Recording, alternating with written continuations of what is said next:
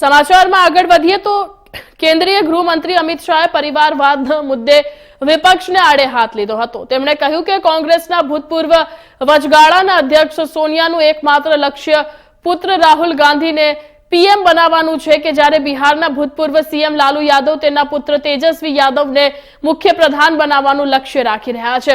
ભાજપના fire brand નેતાઓ આ વાતો દિલ્હીના ભારત મંડપમમાં ભાજપના રાષ્ટ્રીય અધિવેશનના બીજા દિવસે કહી છે। તો આ દરમિયાન અમિત શાહે કહ્યું કે કોંગ્રેસ પાર્ટીએ માત્ર વિરોધ કરવાનું કામ કર્યું છે, પછી તે 370નો મુદ્દો હોય કે યુસીસી હોય, કોંગ્રેસ માત્ર અપમાન કરવાનું જાણે છે। વડાપ્રધાન નરેન્દ્ર મોદી પણ રાષ્ટ્રીય અધિવેશનમાં ભાગ લેવા પહોંચ્યા હતા। શનિવારથી શરૂ થયેલું આ સંમેલન 2 દિવસ સુધી ચાલ્યું છે।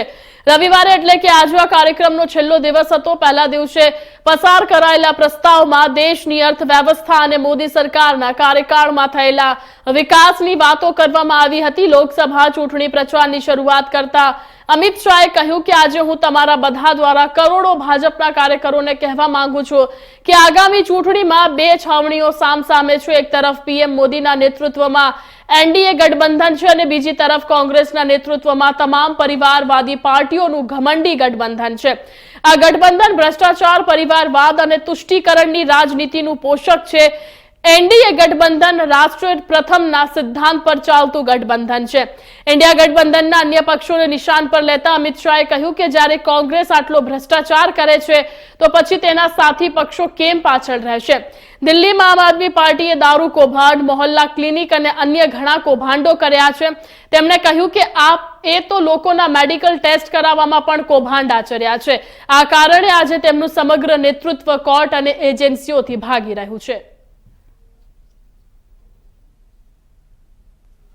अगला चुनाव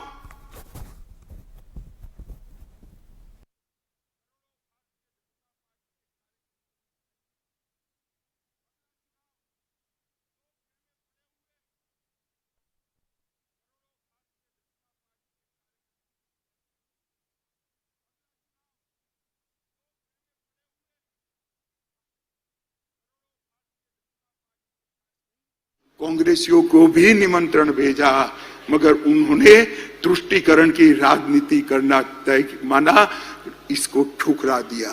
मैं आज यहां से कांग्रेस पार्टी को चेतावनी देना चाहता हूं।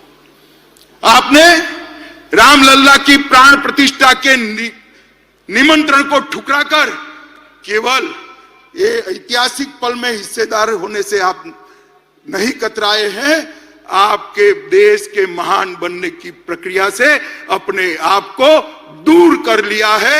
देश की जनता इसको देख भी रही है और याद भी रख रही है। कानूनी लड़ाई नहीं लड़ी है। 75 साल तक हम कानूनी लड़ाई लड़े और संपूर्ण लोकतांत्रिक तरीके से हमने राम मंदिर का निर्माण किया। इसका संपूर्ण यश हमारे प्रधानमंत्री नरेंद्र मोदी जी को जाता है। के 10 साल के अंदर देश सुरक्षित हुआ, देश समृद्धि की ओर आगे बढ़ा। 60 करोड़ गरीब जो आजादी के 75 साल तक, 70 साल तक अपने आप को विकास की प्रक्रिया के बाहर मानते थे, उसको मालूम ही नहीं था कि देश आजाद हुआ, लोकतंत्र आया, मुझे क्या मिला, मेरा क्या हिस्सा। भाइयों और बहनों, 60 करोड़ गरीबों को घर देना, घर में गैस का सिलेंडर देना, पीने का पानी का कनेक्शन देना, बिजली पहुंचाना, शौचालय देना, 5 किलो अनाज गरीब को फ्री ऑफ कॉस्ट मुफ्त में देना और 5 लाख तक का स्वास्थ्य का उसका खर्चा भी सरकार ने उठाया। ये 60 करोड़ लोग हमारे संविधान की सार्थकता को महसूस कर रहे हैं। एनडीए का गठबंधन और दूसरा है कांग्रेस के नेतृत्व में सारी परिवारवादी पार्टियों का इंडी अलायंस। देश को ये दोनों में से एक को चुनना है। इंडी गठबंधन एक घमंडिया गठबंधन भ्रष्टाचार, परिवारवाद और तुष्टीकरण की राजनीति का पोषक, और भाजपा और एनडीए का गठबंधन राष्ट्र प्रथम के सिद्धांत पर चलने वाला गठबंधन है। देश की जनता को तय करने वाला है। करना है, ये परिवारवादी पार्टियां चाहिए, ये भ्रष्टाचार की पोषक पार्टियां चाहिए, तुष्टीकरण करने वाली पार्टियां चाहिए, और देश के लिए जान न्यौछावर करने के लिए तैयार भारतीय जनता पार्टी चाहिए।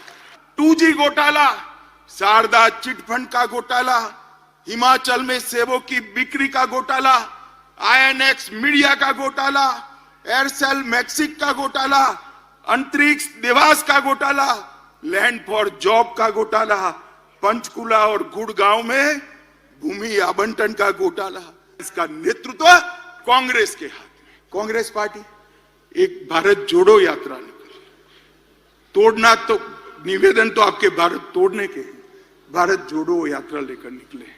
मैं उनको कहना चाहता हूं, किसी भी पार्टी के कार्यक्रम और यात्राएं, राजनीतिक कार्यक्रम, वो पार्टी का परिचय करा दे। भारतीय जनता पार्टी ने किया। हमारी पार्टी ने कभी भी सत्ता प्राप्त करने के लिए आंदोलन नहीं किए हैं, जनता के परेशानियों के लिए किए, सिद्धांतों के लिए किए। पक्की लॉ की तरह है, जो खुद जलकर भ्रष्टाचार के खिलाफ अडवाणी जी के नेतृत्व में हमने आवाज उठाई। तेलंगाना आंदोलन भी भारतीय जनता पार्टी ने किया और सबरीमाला का आंदोलन भी भारतीय जनता पार्टी ने किया। हमारी पार्टी ने कभी भी सत्ता प्राप्त करने के लिए आंदोलन नहीं किए हैं, जनता के परेशानियों के लिए किए, सिद्धांतों के लिए किए। पक्की लॉ की तरह है, जो खुद जलकर अंधेरों को काटने का काम करते हैं। जिसकी जनता के सामने बड़ी विनम्रता के साथ मांगे कि हमारा उद्देश्य केवल और केवल 140 करोड़ की जनता की सेवा करना है और देश को महान करना है, और वो केवल और केवल नरेंद्र मोदी जी कर सकते हैं और कोई नहीं सकता। और न केवल महान भारत का स्वप्न देने का साहस, उस स्वप्न को सिद्धि में परिवर्तित करने के लिए सामूहिक पुरुषार्थ करने का मन भी नरेंद्र मोदी ने बनाया है, और पूरे देश के सामने एक लक्ष्य रखा कि 2047 में भारत पूर्ण विकसित भारत होगा, आत्मनिर्भर भारत होगा, गुलामियों की निशानियों से मुक्त भारत होगा। ये